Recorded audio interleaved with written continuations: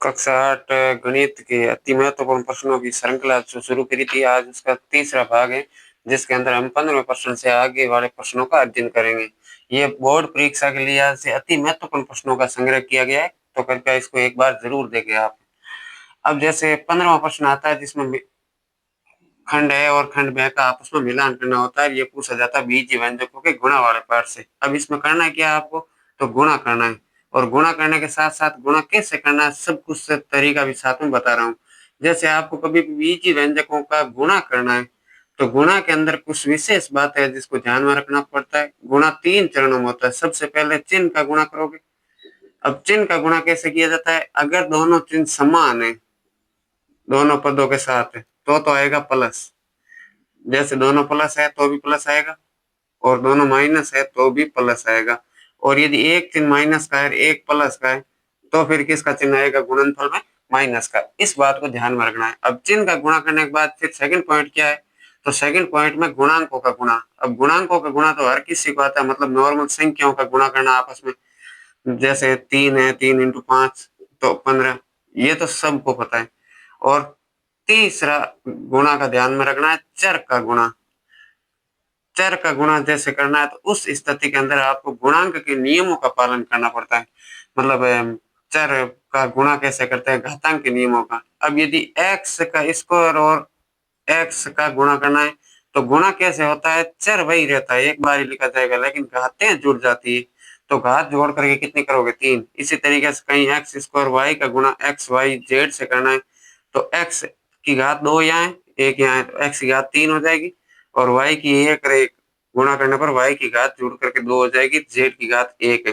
तो इस प्रकार से इन 3 बातों का मुख्य रूप से ध्यान में रखोगे तो आपको बीजीय व्यंजकों को गुणा करने में कोई दिक्कत नहीं आने वाली है।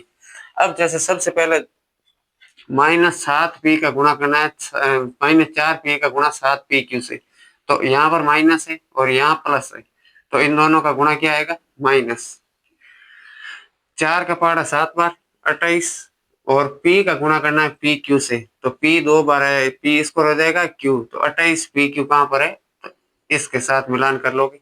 अब दूसरा है, यहाँ पर विशेष ध्यान रखना है, जैसे 2y माइनस 4 का गुणा करना है 3 से, तो कोष्टक के बाहर संख्या है, एक अकेला पद है, इसको गुणा कहते हैं एक पद का द्विपद से गुणा। अब इनका गुणा करते समय क्या है? बाहर के एक पद का अंदर के दोनों पदों से बारी बारी से गुणा करोगे। 3 का 2 से गुणा 6 और साथ में y, फिर प्लस 3 का -4 से गुणा, तो चिन्ह माइनस का आ जाएगा, बाहर प्लस है अंदर माइनस है, माइनस 3 का 4 से गुणा 12, तो 6y माइनस 12। तो यहाँ से इस तरीके से चेक करना है आपको अच्छे से। अब अगला गुणा किसका है? 2x का गुणा करना है 3x प्लस 2 से और प्लस 5। तो पहले कोष्टक सोल्व करना, फिर से एक पद का द्विपद से गुणा करना है, तो 2x का 3x से गुणा। अब जैसे देखो 2 का 3 से गुणा हो जाएगा 6 और x का x से x की घात 2 जुड़ जाएगी, 1 और 1 2। फिर 2x का 2 से गुणा करना है, तो पहले गुणांकों को गुणा कर लो, 2 का 2 से 4 और x अकेला ही है तो x प्लस 5, तो 6x square plus 4x plus 5। अगर इसमें कोई सजातीय पद हो तो उसे और जोड़ लेना है, तो यहाँ पर कोई सजातीय पद है नहीं। अब सजातीय पद किसे कहते हैं? जैसे 6x स्क्वायर और साथ में और आ जाए 3x स्क्वायर, तो इन दोनों को मिल करके इसकी जगह क्या लिखोगे? 9x square. अब उसके बाद जैसे देखो ये इंपॉर्टेंट है, इस तरीके के गुणा आपको परफेक्ट मिलेंगे। 2x प्लस 3 का गुणा करना है 3 प्लस x से, द्विपद का द्विपद से गुणा करना है। तो इनमें क्या होता है? एक को तोड़ो दूसरे के साथ जोड़ो, 3 प्लस x का गुणा करना है। अब जैसे देखो यहाँ पर क्या करोगे? बारी बारी से पहले 2x का गुणा कर लो पूरे दूसरे कोष्टक से, फिर प्लस 3 का गुणा कर लो दूसरे पूरे कोष्टक से।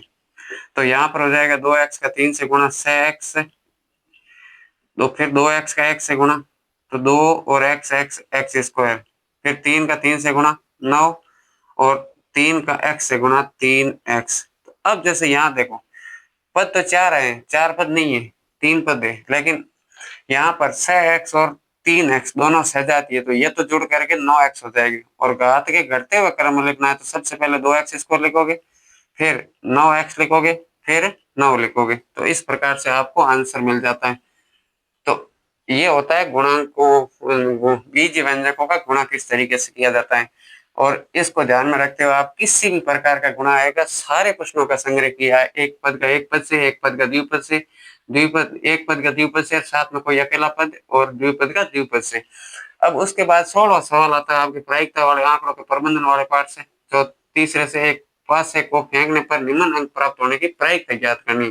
तो अब पासे को फेंकोगे तो कुल परिणाम कितने होते हैं, पहले तो आपको वो ध्यान रखना है।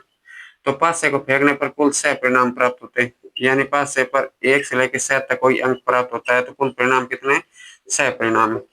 अब उसके बाद एक सम संख्या प्राप्त करने की प्रायिकता, तो 1 से लेकर 7 तक सम संख्या कौन सी, 2 है, 4 है, 6 है, यानी कुल परिणाम कितने, 3 परिणाम है। अब प्रायिकता निकालनी है, तो प्रायिकता का सूत्र क्या है, घटना के घटित होने के अनुकूल परिणाम बटे कुल परिणाम। अब अनुकूल परिणाम कितने, 3 और कुल परिणाम है 6, तो इसकी प्रायिकता कितनी आ जाएगी, 1/2। इसको ध्यान में रखना है। अब भाज्य संख्या, तो यहाँ भी इंपॉर्टेंट चीज से ध्यान रखना, भाज्य संख्या कौन सी होती है, तो भाज्य याद रख लो, सबसे पहले 4 होती है, फिर 6 होती है, फिर 8 होती है, 9 होती है, 10 होती है, 12, 14, 15, इस तरीके से ये भाज्य संख्या है। तो 1 से लेकर 7 तक में भाज्य संख्या कौन सी आती है, 4 और 6। तो भाज्य संख्या 2 है, एक तो 4 और 6, तो कुल परिणाम हो गए 2। और प्रायिकता निकालोगे तो क्या हो जाएगी, प्रायिकता ज्ञात करनी अगर इसी की, तो प्रायिकता हो जाएगी 2/6 यानी 1/3। अब एक अभाज्य संख्या नहीं हो, अभाज्य हो नहीं होनी चाहिए, अभाज्य कौन सी है, 2, 3, 5, 7, 11, 13, 17। अब इनमें से 5, 2, 3, 5 ये 6 तक आ रही है, तो अभाज्य नहीं होनी चाहिए। अब ये तो अभाज्य है, तो इसको छोड़ करके शेष वाली, जैसे 2 है, 3 है, 5 है अभाज्य, तो कौन कौन सी अभाज्य नहीं, 1, 4 और 6। तो अभाज्य नहीं में 1, 4 और 6, कुल परिणाम आ जाएंगे 3 परिणाम। अब 3 परिणाम है, प्रायिकता क्या होगी, 3/6 यानी 1/2। ध्यान रखना यहाँ पर अगर भाज्य या अभाज्य पूछा जाता है तो अभाज्य लेनी है, अभाज्य नहीं पूछा जाता तो अभाज्य को छोड़ करके शेष सभी लेनी। अभाज्य नहीं हो या भाज्य नहीं हो उसमें एक शामिल किया जाता है, ध्यान रखना। अब उसके बाद अगली है 3 से बड़ी संख्या न हो। अगर 3 से बड़ी संख्या हो पूछा जाता है तो कौन सी संख्या को शामिल करोगे, 3 से बड़ी, 3 से बड़ी के अंदर 4, 5 और 6 को शामिल करोगे। लेकिन यहाँ पूछा जाता 3 से बड़ी संख्या न हो।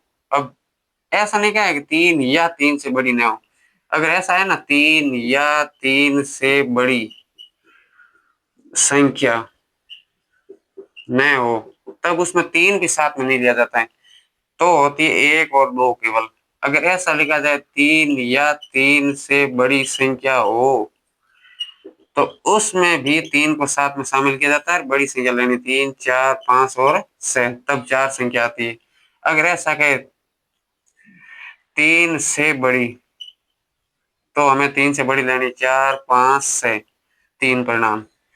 3 से बड़ी नहीं, 3 से बड़ी न हो, जैसे यहाँ पूछा है, तो 1, 2 और 3 भी साथ में आएगी, क्योंकि 3 है वो 3 से बड़ी नहीं, 3 के बराबर है।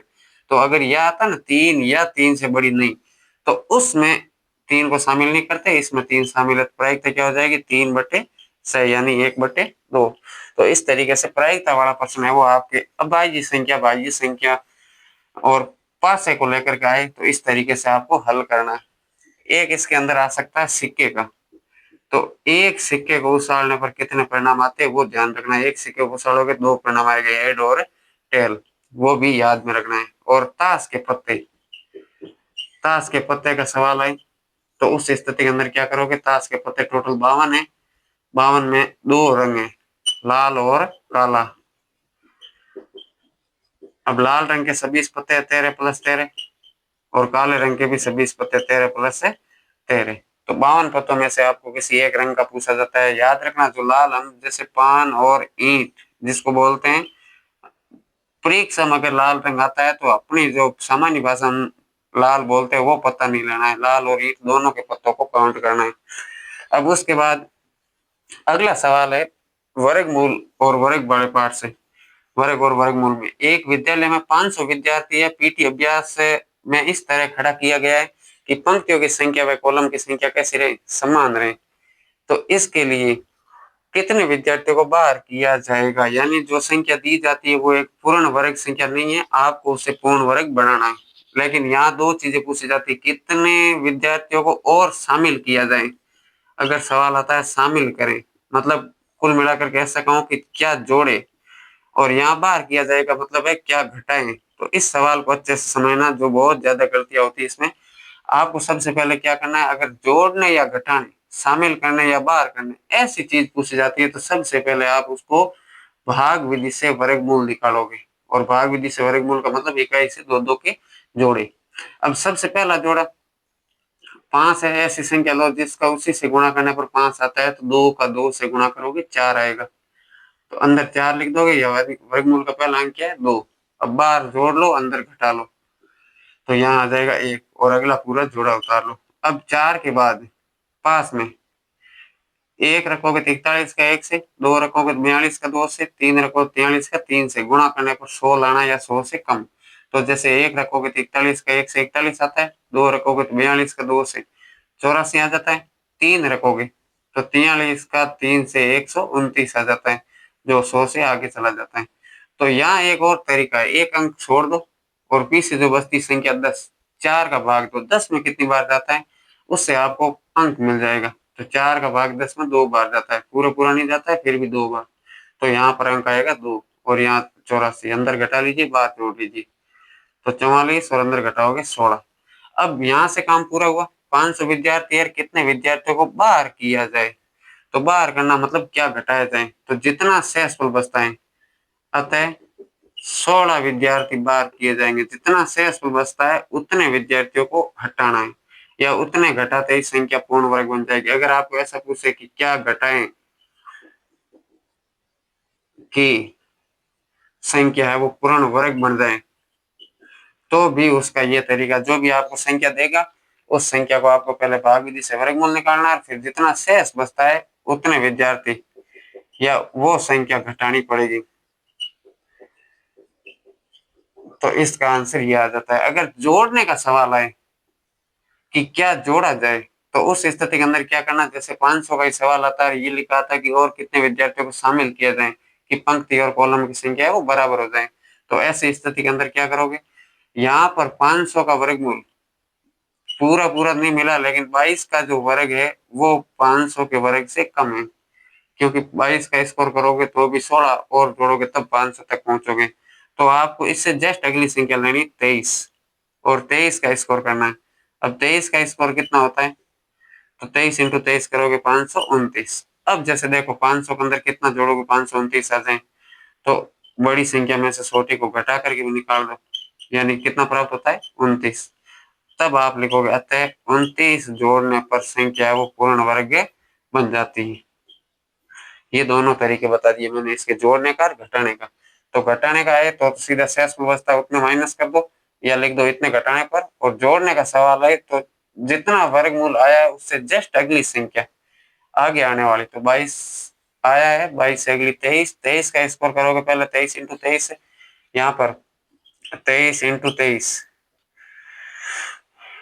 69 और 46। तो इस तरीके से पता कर लो कि 529 आ रहा है। 529 लाने के लिए 500 में कितने प्लस करूं, तो 29 जोड़ूंगा, अतः 29 जोड़ने पर संख्या है वो पूर्ण वर्ग बनने जाती है। इस बात को ध्यान में रखना है। अब इसके बाद अगला 17वां सवाल है, 17वां अच्छा ये हो गया। 18वां सवाल, एक मिनट। 18वां प्रश्न है इसके अंदर कि 5% और चक्रवृद्धि ब्याज का सवाल आता है राशियों की तुलना वाले में। 5% वार्षिक दर से राशि है, मतलब 2003 के अंत में एक गांव की जनसंख्या है 40,000 थी, तो वर्ष 2005 के अंत में कितनी होगी, इस तरीके का सवाल। तो यहाँ पर आपको जो दिया हुआ है उनको निकालोगे। एक तो मूलधन दिया है, मतलब जनसंख्या। अब इसको मूलधन तो नहीं कहोगे, लेकिन पी लिख सकते हैं, और कोष्टक के अंदर की मतलब उस गांव की जनसंख्या। अब जैसे जनसंख्या है 40,000, फिर किस दर से बढ़ रहा है, तो जनसंख्या की वृद्धि दर या जनसंख्या की दर, तो 5% दर से बढ़ रहा है। और समय कितना है, कितने वर्ष बाद का पूछा हुआ है, तो 2003 के अंत के न्यू ईयर 2005 के अंत में पूछा, यानी 2 वर्ष बाद में। तो अब आपको ज्ञात करना है 2005 के अंत में कितनी होगी, तो उसको कहते हैं मिश्र धन, या कोष्टक में लिख दो 2005 के अंत में जनसंख्या, अंत में जनसंख्या। तो यहाँ पर चक्रवृद्धि ब्याज के फॉर्मूले में मिश्र धन का सूत्र काम में लोगे। मिश्र धन का सूत्र क्या, मूलधन इंटू 1+10/100 की घात समय। तो यहाँ पर मूलधन यानी जनसंख्या 40,000 है, इंटू 1+दर 5% है, 5/100 की घात 2। तो कोष्टक सरल कर लो। यहाँ पर कोष्टक अंदर क्या होता है, लसब लेकर के जब जोड़ोगे तो 100 जुड़ जाता है, यानी 5% है तो 105 हो जाएगा, और 10% है तो 110 हो जाएगा, जितने प्रतिशत है उतने हो जाएगा जोड़ करके। अब घात कितनी है, 2, तो इसी संख्या को कितनी बार लिखोगे, 2 बार। अब जैसे 2 0 2 0, 105 का 105 से गुणा करना है, और फिर उसका गुणा करना 4 से, तो 105 इंटू 105 10 11 110 11,025। अब 11,025 का 4 से गुणा करोगे, 44,100। तो 2 वर्ष के अंत में गांव की जनसंख्या कितनी हो जाएगी, 44,100 हो जाएगी। ये हो जाता है सीधा सवाल, जब भी आपको मिश्र धन को लेकर के सवाल पूछा जाए तो। फिर 19वां सवाल है, आगे आपको पूछा जाता है किसी सड़क को समतल करने के लिए एक सड़क रोलर है, वो सड़क पर एक बार घूमने के लिए 750 चक्कर लगाते हैं। एक सड़क है, उस सड़क को समतल करने के लिए एक रोलर है जो बेलनाकार होता है। अब ये रोलर जो बेलनाकार रोलर है, ये सड़क को पूरा समतल करना, जैसे इस प्रकार की सड़क है तो ऐसे चक्कर पहिया है वो एक पूरा राउंड यहां से वापस उसी जगह, मतलब वही बिंदु वापस सड़क को छूता है, तो इसको एक चक्कर बोलते हैं। और एक चक्कर के अंदर जितना क्षेत्रफल तय होता है, अब आपको पता है 750 चक्करों के अंदर कितना क्षेत्रफल तय होगा। तो जैसे यदि सड़क रोलर का व्यास है, रोलर पहले तो बात है बेलनाकार होता है, और व्यास उसका 84 सेमी दिया हुआ है, तो सबसे पहले आप उसकी निकालोगे त्रिज्या, और त्रिज्या वो इसकी आधी हो जाएगी 42 सेमी। अब सड़क की लंबाई, या सॉरी रोलर की लंबाई, यानी रोलर की लंबाई, या कह सकते हैं रोलर अगर बेलनाकार है तो वो इसकी ऊंचाई हो जाएगी 1 मीटर। अब बड़ा क्षेत्रफल है, पूरी सड़क का क्षेत्रफल निकालना है तो आएगा मीटर में, इसलिए सेंटीमीटर वाले मान को मीटर में बदलना है, तो सेमी को मीटर में बदलने के लिए 100 का भाग दोगे, और इससे आपको मिल जाएगा 42/100, या काटोगे तो 21/50, इस तरीके से मान मिल जाएगा। एक बार इसको लिखिए। ऐसे जब सवाल आता है तो रोलर का वक्र पृष्ठीय क्षेत्रफल ज्ञात करोगे, क्योंकि अब आप ये सोचिए जैसे सड़क पर रोलर घूमेगा तो इस प्रकार का रोलिंग होगा, तो वो उसका वक्राकार भाग है वो सड़क को स्पर्श करेगा, बाकी इधर के वर्ताकार सिरे वो सड़क को स्पर्श नहीं करेंगे। तो हम केवल वक्र पृष्ठीय क्षेत्रफल ज्ञात करेंगे। बेलन का वक्र पृष्ठीय क्षेत्रफल ज्ञात करने का सूत्र 2πr/s, 2 इंटू 22/7 इंटू r की जगह 42/100 इंटू s की जगह 1 मीटर। तो 7 से 42 6 बार। अब 22 का 6 से गुणा करना है 132, 132 का 2 से 264, 264/100 यानी 2.64 मीटर स्क्वायर। तो इतना तो सड़क रोलर है वो एक चक्कर में सड़क को समतल करेगा, 2.64। अब इसी तरीके से सबसे पहले एक चक्कर में समतल भाग का क्षेत्रफल, एक चक्कर में 2.64 मीटर स्क्वायर समतल करता है, तो 750 चक्करों में पूरी सड़क समतल होगी। उस स्थिति में समतल क्षेत्रफल है वो 750 से 1 का गुणा कर लोगे 2.64 का, और जो उत्तर आएगा वर्ग मीटर में वो पूरी सड़क का क्षेत्रफल हो जाएगा। तो इस तरीके से ज्ञात करना, ध्यान रखना।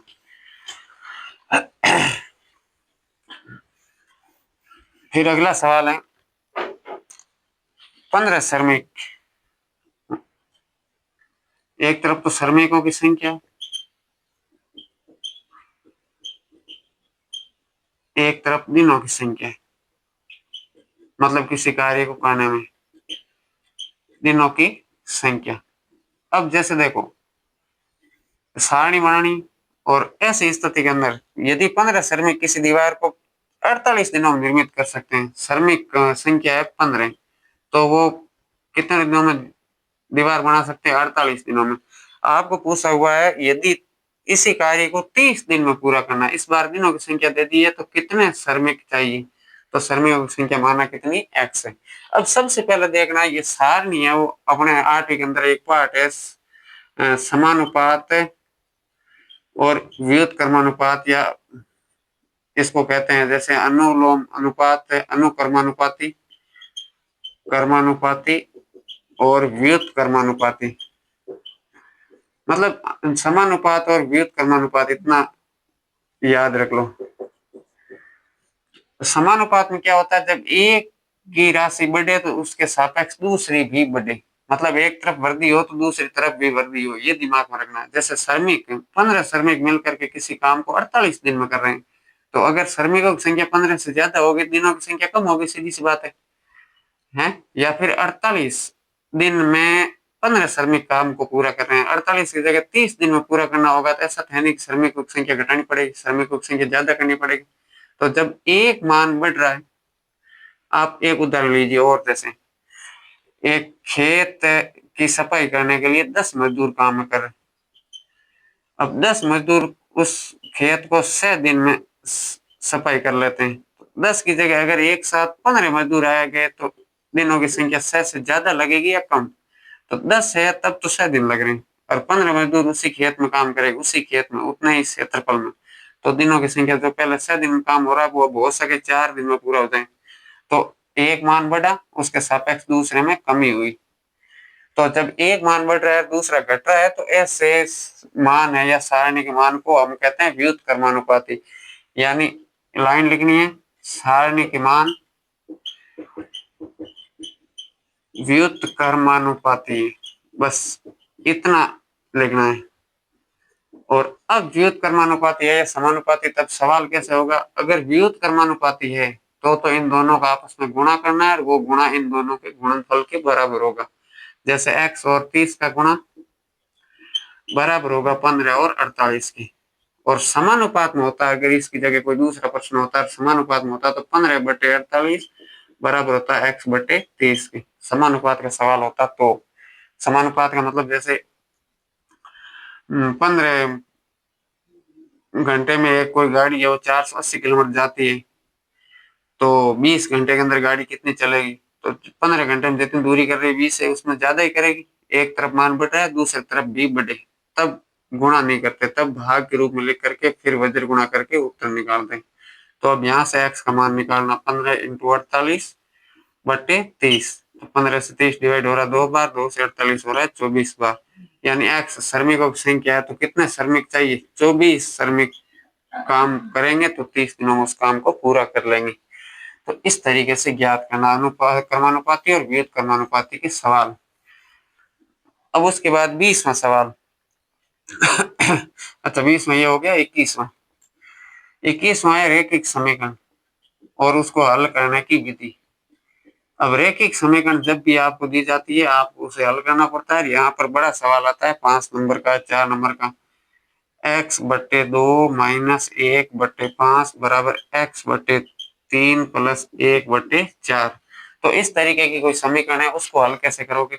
सबसे पहले क्या करना है, जब भिन्न के रूप में बांटी हुई हो तो हरों का लसक लेना है, और वो भी अलग अलग लो। अलग अलग मतलब बराबर से पहले अलग लो, बाद में अलग लो, ताकि उससे क्या है सवाल को आसानी से आप सोल्व कर सकते हैं। जैसे 2 और 5 का लसक आ जाएगा 10, और 3 और 4 का लसक आ जाएगा 12। अब 10 में 2 का भाग दोगे 5 बार, 5 का x से गुणा कर लोगे 5x, माइनस 5 का भाग 10 में 2 बार, 2 का 1 से गुणा 2।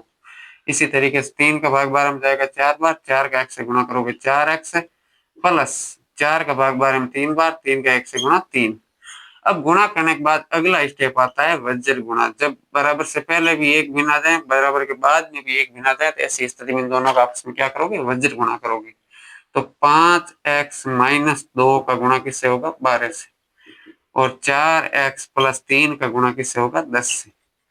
अब गुणा कर लीजिए 12 का 5 से 60x, और 12 का 2 से 24, 10 का 4 से 40x, 10 का 3 से 30। इतना करने के बाद अब ये नॉर्मल सवाल आप करते हैं जैसे 2t प्लस 3 बराबर 5t माइनस 4।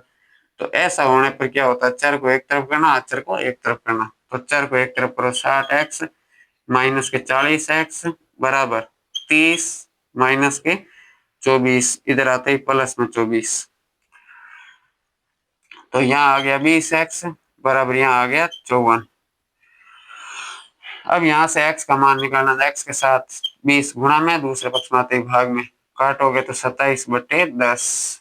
अब 27/10 डिवाइड हो नहीं रहा है तो भाग दे सकते हैं, 2 बार भाग जाएगा, 7/10 मिश्र भिन्न में बदलना। अब मिश्र भिन्न में कैसे बदलते हैं, अगर किसी को थोड़ा बहुत डाउट है तो देख लो। 10 का भाग पूरा पूरा 2 बार जाता है, 2 लिख लोगे, अब शेष बचता है उसको ऊपर लिखो और जिसका भाग दिया उसको नीचे। तो x का मान आ जाएगा 27/10, या थोड़ा सा उसका सरलतम रूप निकालो तो ये आ जाता है। अब समीकरण वाला जब भी सवाल आता है तो इस तरीके का आता है जिसके अंदर आपको हरों का लसक लेना है। फिर 22वां सवाल है कि किसी विद्यार्थी द्वारा एक दिन में व्यतीत किया गया समय निम्नांकित है। दिनचर्या दी हुई है, एक तरफ तो दिनचर्या, फिर समय अवधि, कितने घंटे सो रहा है वो टाइम दिया हुआ है। यहाँ पर आपने किताब में प्रश्नावली के अंदर प्रश्न किए होंगे, जैसे पुस्तकों की संख्या, ऋतु को पसंद करने वाले व्यक्तियों की संख्या, उसकी टेबल थी। तो समय अवधि के बाद ये 2 कॉलम तो आपको दिए हुए मिलेंगे और 2 कॉलम हमें और बनाना है। एक तो बनाना संपूर्ण का भाग और एक बनाना केंद्रीय कोण, मतलब पाई चार्ट के लिए केंद्रीय कोण। पाई चार्ट जब बनाना हो तो फिर वो प्रकार से वर्त बना करके सांधे से माप माप के कोण बनाए जाने। जैसे सोने का कार्य, सोना, विद्यालय स्कूल टाइम, गृह कार्य, उसके अलावा खेल और अन्य, यहाँ पर आता है उसका सभी का योग। तो सोने में 8 घंटे, 6 घंटे, 4 घंटे, 4 घंटे और 2 घंटे, और टोटल योग है 24 घंटे। अब इस तरीके की टेबल दी होती है, उसका पाई चार्ट बनाने के लिए क्या करना है आपको, तो याद रखना 2 कॉलम और हमें बनाने। अब संपूर्ण का भाग क्या होता है, कुल 24 है, 24 में से कितना है, जैसे सोने का समय 24 में से कितना है 8, तो 8/24। इसी तरीके से 6/24, 4/24, 4/24 और 2/24। इसका सरलतम रूप ले लेना, तो 8/24 का मान कितना आएगा 1/3, 6/24 का मान 1/4, 4/24 का 1/6, 1/6, 2/24, 2 और 24 दोनों 2 से डिवाइड हो रहे हैं, 1/12, मतलब भाग दिया। 8 में 8 का 1 बार, 24 में 8 का 3 बार। अब केंद्रीय कोण ज्ञात करने के लिए जो भी आपको अनुपात मिला उसको 360 से गुणा करना है, क्योंकि एक केंद्र बिंदु के चारों तरफ कोणों का योग 360 होता है, उसी 360 को भाग देना है। यहाँ पर गुणा करना है, फिर भाग करना है 360 के, तो इंटू 360। तो यहाँ पर केंद्रीय कोण कितना मिल जाएगा 120 डिग्री। 1/4 इंटू 360, तो केंद्रीय कोण मिल जाएगा 90 डिग्री। फिर 1/6 इंटू 360, कोण मिल जाएगा 60 डिग्री। 1/6 into 360, 60 degree. भाग देना, 1 का 360 से गुणा हो जाएगा 360, और 360 में जैसे 4 का भाग देना है, तो 4 का भाग 30 में 9 बार, 0, अगला अंक उतारा, भाग नहीं जाता है 0। इस तरीके से कोण निकालना भाग दे देके। 1/12 इंटू 360, तो 12 का भाग 360 में 30 बार। तो ये केंद्रीय कोण है, इसको आप जोड़ करके भी चेक कर लेना, टोटल कोणों का योग कितना आना चाहिए 360। अगर इससे कम ज्यादा है तो फिर कोई न कोई त्रुटि हुई है। अब फिर इसके बाद क्या करना है, एक वर्क बना लेना प्रकार को लेकर के। इस प्रकार के एक वर्क बनाया और वर्क बना करके एक सीधी त्रिज्या खींच लो। फिर क्या करना है, बारी बारी से चांदा रख करके कोण मापना है। जैसे यहाँ चांदा रखोगे, इस तरफ से गिनती शुरू करोगे और 120 डिग्री जहाँ आता है वहां पर लाइन खींच दोगे। जैसे पहले आपने मापा 120 यहाँ आ रहा है, फिर यहाँ से ये 120 डिग्री, और इसके अंदर जैसे लिख सकते हैं सोना। चांदे से बनाना है, मैं तो अब जैसे हाथ से समझा रहा हूँ बस केवल रफ टाइप से। फिर 90 डिग्री का कोण बनाना है, तो अब चांदा यहाँ पर रखना है ऐसे, ये चांदा, और यहाँ से गिनते गिनते 90 डिग्री जहाँ आता है वहां पर चिन्ह करना है, 90 डिग्री का कोण बनाना है। तो ये हो जाएगा दूसरा 90 डिग्री, और उसका कार्य है स्कूल। फिर 60 डिग्री का, तो ऐसे ही 60 डिग्री का कोण, फिर 60 के कोण, और फिर 30 डिग्री का कोण। तो इस प्रकार से पाई चार्ट को पूरा किया जा सकता है। पाई चार्ट के बाद है फिर से व्यंजकों का गुणनखंड करना। व्यंजकों के गुणनखंड कीजिए। 23वां सवाल। एक पहले व्यंजकों के गुणा का सवाल आया था जिसके अंदर मिलान करना था, तो यहाँ गुणनखंड करना, या फिर आपके सामने सवाल आता है भाग देना।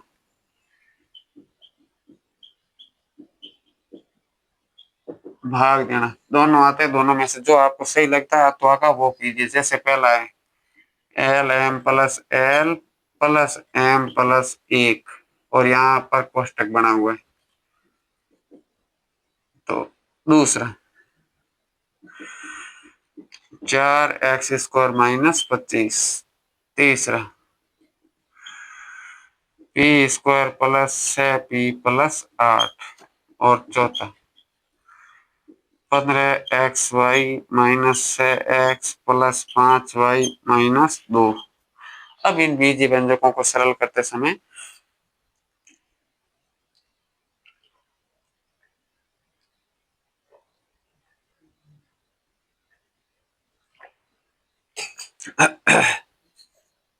क्या करोगे, सबसे पहले जैसे 4 पद है तो दो दो के जोड़े बनाओ, पहले तो कोष्टक सरल कर लो। तो कोष्टक में तो यहाँ कोई दिक्कत है नहीं, मतलब एक बार लिख लो L M plus L plus M plus 1।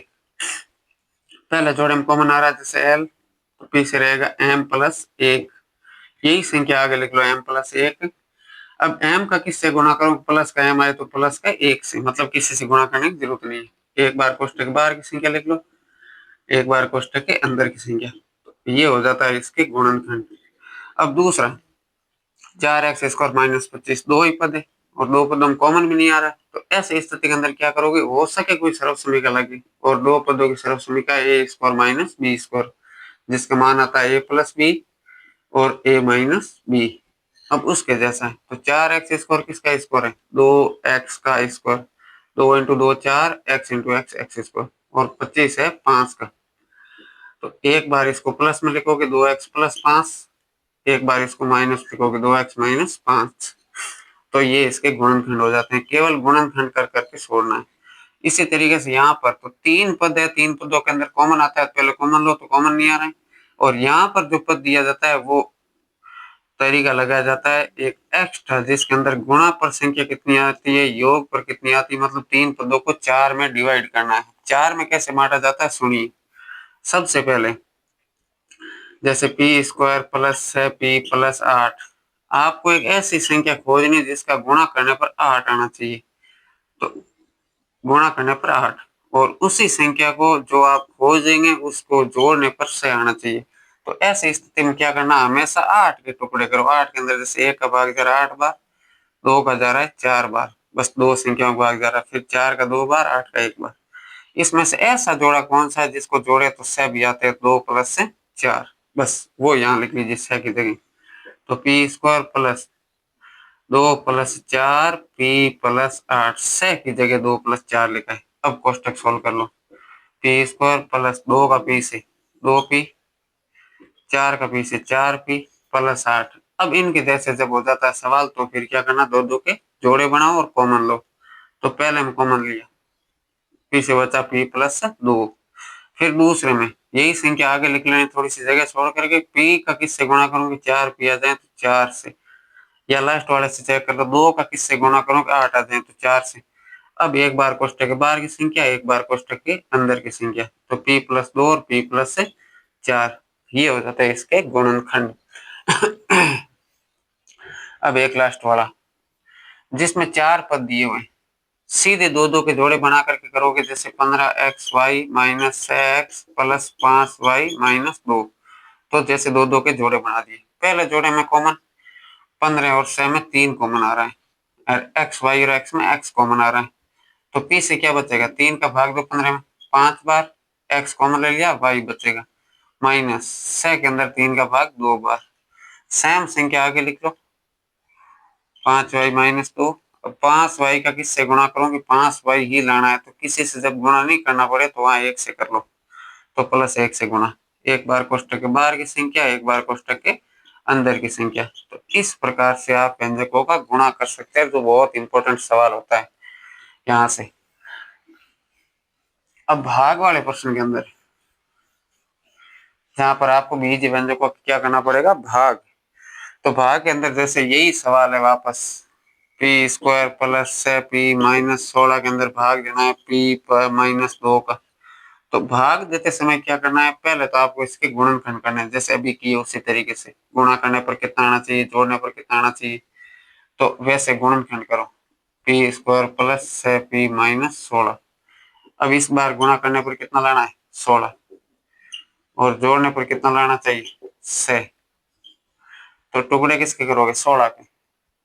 16 के अंदर 1 का भाग जा रहा है 16 बार, 2 का जा रहा है 8 बार, 3 का 4 गया, 4 का जा रहा है 4 बार। ऐसा जोड़ा जिसको जोड़ने पर 6 आता है, तो 8 आ रहा है, 10 आ रहा है, 16 17 आ रहा है, कोई जोड़ा नहीं। अब जब ऐसी स्थिति में जोड़ा नहीं मिलता है, तो बड़ी संख्या में से छोटी को घटाओ। 8 में से 2, 4 में से 4।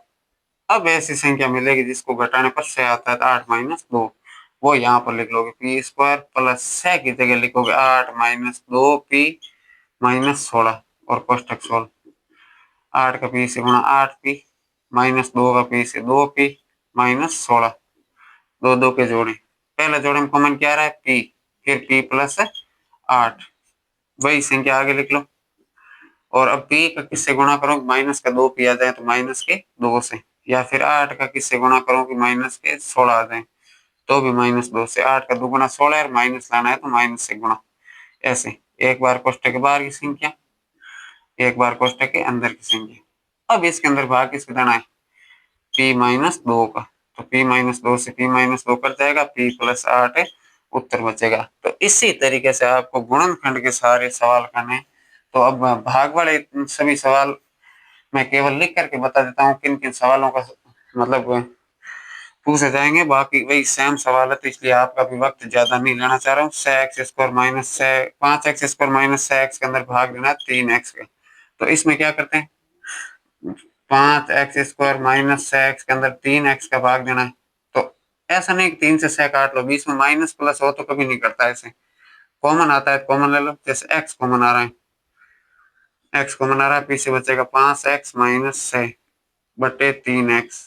अब x x काट सकते हैं, गुणा में कॉमन लेने के बाद पीछे बचेगा 6x माइनस 5x माइनस 6 बटे 3। तो ये इसका उत्तर आ जाएगा। फिर अगला है 10y, 6y प्लस 21, जिसके अंदर भाग देना है 5, 2y प्लस 7 का।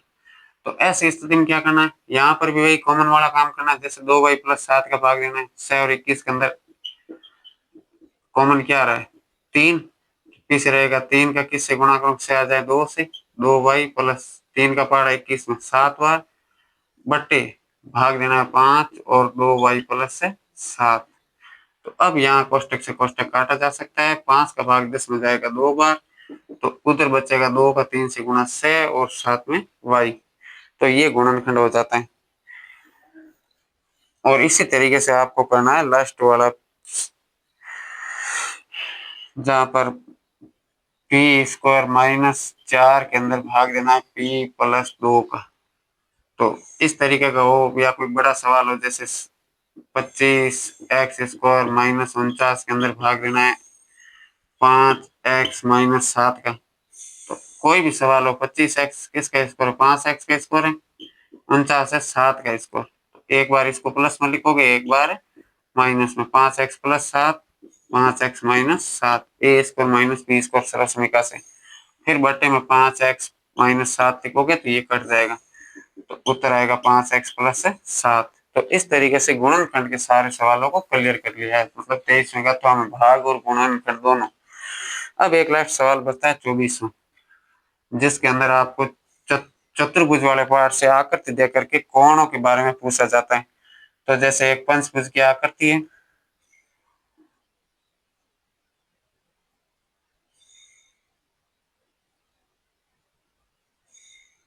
इस तरीके की यहाँ पर x है, यहाँ अंदर का कोण 90 डिग्री समकोण है, यहाँ का कोण 60 डिग्री है और इस जगह का कोण जैसे 30 डिग्री है और यहाँ पर 100 डिग्री। तो पंचभुज की आकृति, और पंचभुज में भी सभी भुजाओं को एक ही क्रम में आगे बढ़ाने पर, एक ही क्रम में आगे बढ़ने पर बनने वाले कोण को बेस कोण कहते हैं। और किसी भी बहुभुज के बेस कोणों का योग, किसी भी बहुभुज भले त्रिभुज हो, चतुर्भुज है, पंचभुज है, बेस कोणों का योग कितना होता है? 360 डिग्री होता है, फिक्स होता है। अब 360 में अंदर 90 डिग्री का है तो बाहर भी 90 डिग्री होगा। एक सरल रहेगा, एक और बड़े कोणों का योग 180 होता है, तो उस आधार पर एक तरफ 90 दूसरा भी 90। अब इनको जोड़ लो, x plus 90 plus 60 plus 30 plus 100 degree बराबर 360 डिग्री। तो मान निकालना x के साथ, x के साथ और कौन है? 100, 60, 160, 190, 280 डिग्री बराबर 360 डिग्री। तो यहाँ से x का मान निकालना 360 माइनस 280 डिग्री बराबर आ जाएगा आपके पास से 80 डिग्री उत्तर, यानी x कोण की माप कितनी मिल जाएगी? 80। अब दूसरा समांतर चतुर्भुज का सवाल है और समांतर चतुर्भुज की समूह भुजाओं से संबंधित है। तो यहाँ पर विकर्णों से संबंधित भी सवाल आता है, कोणों से संबंधित भी आता है। जैसे ये भुजा है 3x, ये भुजा है 18 और ये है 2y माइनस 1, ये भुजा है 26। ऐसा जब सवाल हो तो पहले तो आप नियम क्या लगाओगे, गुण क्या लगाओगे? जैसे यहाँ लगाए वैसे बात है समांतर चतुर्भुज की, और समांतर चतुर्भुज में x y कहाँ है? भुजाओं पर है। तो समांतर चतुर्भुज की सम्मुख भुजाएं, आमने सामने भुजाएं, वो कैसी होती? बराबर। सम्मुख भुजाएं बराबर होती हैं। अब सम्मुख भुजाएं बराबर होती है तो जैसे 2y माइनस 1 से पहले भुजा का नाम ए बी किसके बराबर है? ऊपर वाली BC के बराबर। ए बी का मान 2y माइनस 1 है तो BC का मान भी 2y माइनस 1 होगा, या उसका मान 26 है तो इसका मान भी कितना होगा? 26। तो यहाँ से समीकरण की भांति मान निकालना है। तो 2y बराबर 26 प्लस 1 27, सॉरी यहाँ पर 3y, 3y, तो y बराबर 27/3, यानी y का मान कितना मिल जाएगा? 9। इसी तरीके से दूसरी भुजा जैसे AD किसके बराबर है? BC के। तो AD का मान 3x है तो BC का मान भी 3x होगा, या BC के दिया हुआ 18 तो इसका भी 18। अब यहाँ से x का मान 18/3 बराबर 6, अतः x बराबर 6 और y बराबर 9। ये दोनों आंसर है। तो इस प्रकार से हमने कक्षा 8वीं की बोर्ड परीक्षा के लिए आज से जो अति महत्वपूर्ण प्रश्नों की श्रृंखला है, या ऐसा समझ लो कि प्री बोर्ड के लिए तैयार किया हुआ पेपर है, उसका डिटेल्स सॉल्यूशन किया है। अगर आपको पसंद आया है तो दूसरे अपने साथियों के साथ भी शेयर करें, जिससे और लोगों को भी, बच्चों को भी लाभ मिले। धन्यवाद।